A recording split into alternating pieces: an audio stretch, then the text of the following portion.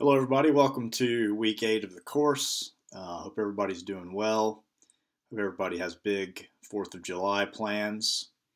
So, for this week's video, we're going to talk a little bit about last week's reading and the discussion, which focused on research questions and hypotheses.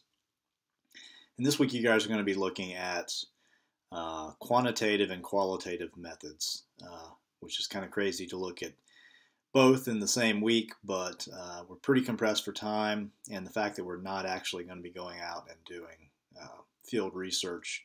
Just want you guys to get sort of a basic familiarity with those methods, and we'll talk about that. And obviously, if you're going to do a project where you're going to be going out and actually using methods, I'm sure that you'll be going into a lot more detail into these things. But for now, we just want to sort of get an overview of what the different methods are, where they might be appropriate. So we'll talk about that. You guys will read that this week. We'll discuss it in the discussion board, and then I'll I'll touch on it next week. So this week we're going to back up and go to research questions and hypotheses.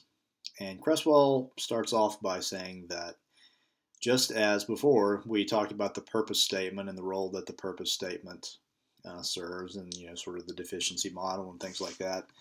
The next step is the research questions, right? So you start with your very broad, research problem, right? And then you boil that down to something a little more specific, but still very general, your purpose statement. And then finally, you come down to your research questions. And this is where you're going to be very specific about, or more specific about what you're going to be doing in your research proposal, your research project. And just like with pretty much every other topic we've looked at in this course, Creswell divides research questions into qualitative, quantitative, and mixed methods. A small discussion of mixed methods, research questions in the end.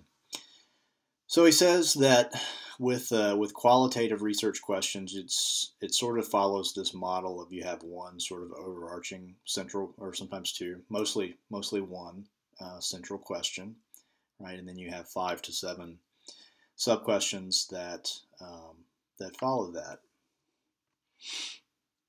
Yeah, and he says that when trying to formulate this central question, ask yourself, what is the broadest question that I can ask about the subject that I'm interested in doing? And of course, he says, people who are trained in quantitative research methods and analysis sort of shiver when they hear this, right? Because in a quantitative project, you want to be as specific as possible, but in a qualitative project, it's more exploratory, right? So, say you want to understand coping strategies that survivors of the Holocaust used. When they survived the Holocaust and they returned, back to their local towns and communities. Well, maybe the broad question you ask is, what are some of the coping strategies that survivors of the Holocaust, of the German Holocaust, what are some of the coping strategies that they utilized to reintegrate into their daily lives, right? That's a very broad question. But then you would break that down into more specific questions, like maybe you would ask, were those survivors who were more educated, more easily able to reintegrate into their communities, and you start sort of just drilling down on that question a bit. So as you can see, this whole research proposal writing thing, you're starting very general, and you're trying to drill down, and get to the point that the questions you're actually trying to get at, and the questions that you can actually answer, right? Because obviously you start with a very broad question like, how do people cope? How did people cope after the Holocaust, right? Survivors of the Holocaust, how did they cope? That's a very difficult question to answer. But if your question is, did the people who had, higher education levels survive or reintegrate better after the Holocaust than those who didn't? Or was there a type of religious, perhaps those who had a stronger religious commitment, right, were more religious, were more apt to reintegrate when they left, right? So that's a lot easier to answer than the first question. Yeah, he also suggests that you need to, when you're writing your central question, you need to situate it within the particular strategy of inquiry that you're doing, right? So, when we're thinking, remember when we're thinking about strategies of inquiry within qualitative projects, we're talking about things like ethnography, we're talking about things like grounded theory, we're talking about things like phenomenology, right? So, and like for me, for my dissertation, I used phenomenology as my strategy of inquiry because I wanted to understand this particular phenomenon from certain individuals' perspectives, right? So for me, the phenomenon I wanted to understand was Marine Corps basic training, right? I wanted to understand, you know, how things are, how skills are taught, how values are developed in Marine Corps basic training. So, so for me, when I'm phrasing my central research question, I want to make sure that I'm using words that are consistent with that particular strategy of inquiry of phenomenology. And the key word with phenomenology is describe, right? Describe in an individual's from a certain individual's perspective. So when I was writing my central research question, I made sure to include, how would they describe Marine Corps basic training, right? So I was focusing on that. So it wouldn't have been appropriate for me to talk about something like culture sharing or something like that, because that's more in the realm of ethnography, right? So you have to frame your central research question within the strategy that you're using. If it were grounded theory, I would be looking at, ways that I might be able to develop a theory out of this particular question, right? So you just want to make sure that those things are matching up, especially at the central question level. Yeah, this is interesting. He says that I think this is mostly true. I'm not 100% sure that I'm on board with this, but he says that most of the time qualitative questions start with what and how rather than why. Because he says that with why, you're positing that there's a causal relationship. And he thinks that quantitative research is much better at demonstrating causality. So he says, leave the why questions to more quantitative.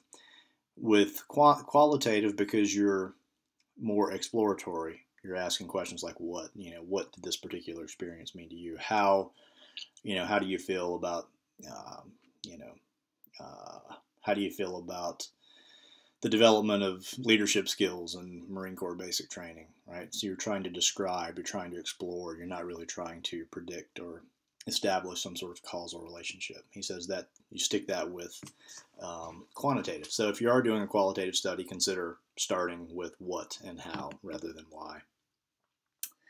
Focus on a single phenomenon. In my case, it was Marine Corps basic training. For you guys, it could be resilience skills or resilience traits of Holocaust survivors.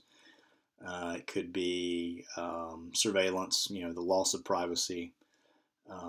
It could be the legalization of marijuana, something like that. But you need to focus on one general phenomenon rather than sort of jumping all over the place.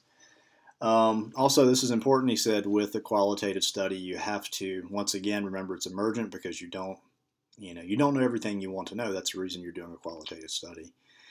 So expect your questions to change as you go through. You conduct an interview, and you find out, oh, well, I thought this particular question was really what I was interested in, but it turns out that this other angle is actually a lot more interesting, right? So I want to pursue that. So you have to give yourself some flexibility when you're doing qualitative regarding your research questions, right? So it's an emergent design. It's exploratory. And the final thing he says is that you need to, in your question, you need to specify your participants and the site. And that's important because, those two factors play a very important role in choosing a qualitative research design, right? And qualitative philosophy believes that, the site is very important. You conduct your research in a natural setting, just like with an ethnography, right? That's what the whole premise of ethnography is. You go to the site where people are, they're carrying out the phenomenon that you're interested in. So that natural setting is important. So for me, if I wanted to explore Marine Corps drill instructors, I would go to Marine Corps Recruit Depot, right, which would be either in Parris Island, South Carolina, or San Diego, California. But that would be important, right? So you need to specify that in your question. Okay. All right. So then he talked about quantitative, right? And you're doing something very different here. Rather than setting up sort of this general line of inquiry and then specifying it, with quantitative, you're specifying a very specific relationship, right? Something that very specifically that you want to test between two variables, right? You're testing that relationship between the independent and the dependent variable. Does X cause Y? That's essentially what you want to know, right? And this question of hypotheses is interesting because generally speaking, what Creswell says is that in qualitative studies you don't really have hypotheses, you don't have objectives per se.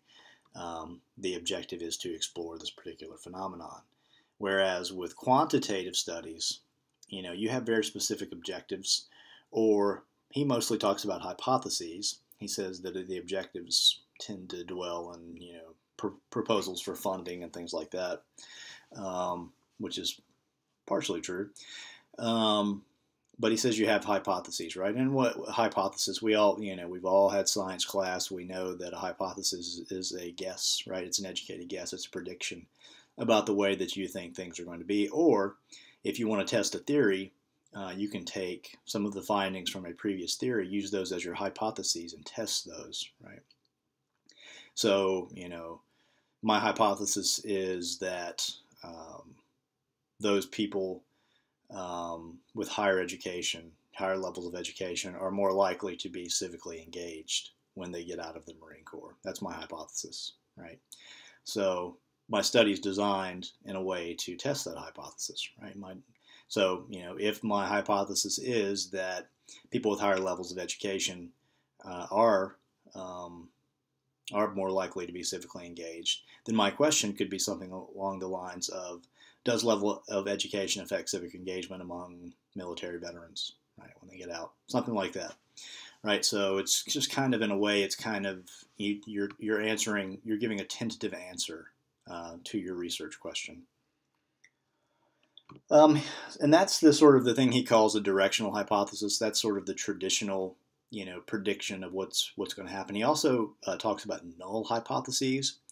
And a null hypothesis is essentially trying to predict that there is no relationship, or there is no causality or correlation between two different things, right?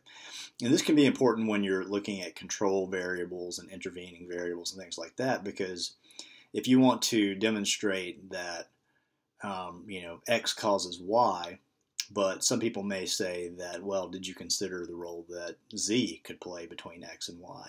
Well, if you can show that there is no relationship between Z and Y, between your intervening variable, your control variable, and your dependent variable, which would be, you would state in the form of a null hypothesis. If you could prove that or demonstrate that, then you wouldn't have to control for Z, right? Because you would show that there is no relationship between Z and Y. So that's kind of how a null hypothesis works. And he talked a little bit about mixed methods at the end. He wasn't very definitive on sort of the mixed methods aspect. He said, a lot of times it depends. If you do mixed methods, you're probably going to have both a qualitative and a quantitative research question. And which one you give priority depends upon, how you're structuring your mixed methods study. He did say, this was interesting, he did say you may want to include a mixed method question in your research proposal, which essentially you're asking a methodological question, where you'd say, does it make sense, or is it effective in this case to conduct qualitative interviews before doing a quantitative survey on whatever phenomenon that you're interested in exploring, right? So you could actually do a methodological test while you're actually looking for your content. So you can say, okay, well, here's what I want to know, and here's the methods that I'm going to go about to use it. I can also measure my methods as I'm conducting my survey to see, well, does this particular way of structuring my research actually work, or did it work? And that could be beneficial. I guess the last thing is that he had a short section in there, which I thought was interesting, on descriptive versus inferential questions. And he was talking about it under the rubric of quantitative research questions and hypotheses, but I also found it to be sort of an interesting analog between qualitative and quantitative when he's talking about the more, and it's interesting, if you look at the more descriptive questions that he provides, all the descriptive questions are the what and the how questions, which is exactly what he said are the kinds of questions that would fall under qualitative studies, right? And the inferential questions are the why questions. So just another way to try to think about that distinction between qualitative and quantitative could be descriptive versus inferential, right? If you really want to describe why something is the way it is, you want to explore why it is the way it is, how did it turn out to be that way, you're looking at the more descriptive, qualitative questions. If you want to know why something is the case, you want to try to predict something, then quantitative methods may be the route that you want to take. So I think that's it on research questions. Hopefully you guys are picking up on this stuff. I think you are. I noticed people have been dwindling a little bit on the extra credit. Don't forget that I'm posting that every Wednesday. It's worth 5 points, so it can add up. Also, it's a very useful way to sort of write your final proposal as we go along. Right. So, also Creswell did. If you guys decide whichever way you want to go, Creswell also provided scripts for writing research questions, and hypotheses, which is useful. The script for qualitative was on page 131, and the script for quantitative was on page 133. So, hope you guys are having a good week. Enjoy the 4th. Have some apple pie. Watch some fireworks, and I'll see you guys next week.